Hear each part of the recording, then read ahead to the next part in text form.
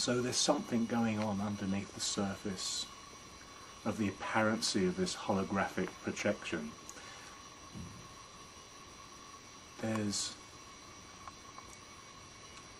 a light frequency animating, seemingly animating the thoughts. Today in the Master Teacher video we had the idea, my thoughts are images that I have made. Like the thought comes first, and the reflection comes second. So I'm not flashing, there is no world, like I'm flashing in and out of consciousness. And I flash into a whole idea in my mind, which, with ideas that I seemingly have put out there or assigned to other body identities. And my job as Saviour is to reconcile those images which I've kept separate from me back into the wholeness of my mind. So this is the idea of forgiveness that Jesus talks about in the Course, about not arresting your vision, because behind the surface of the apparency, behind the matrix, is the light of who you are. And it's the same light that's behind all the imagery. There is only one life, and that I share with God. There's only one light source behind the apparency of many.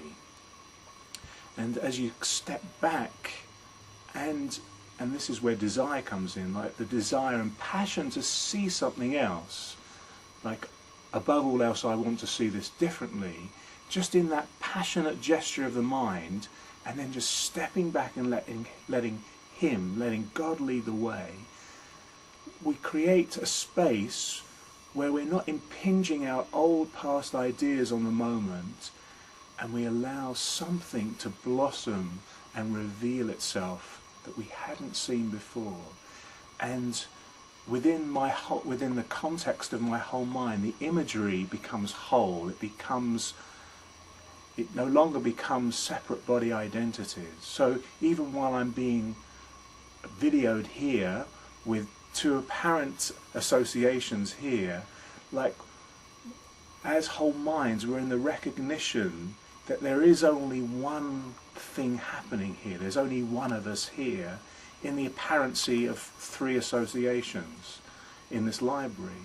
But really, we're just in the increasing demonstration of the perfection of a light frequency. Like Jesus says, we teach perfection again and again and again.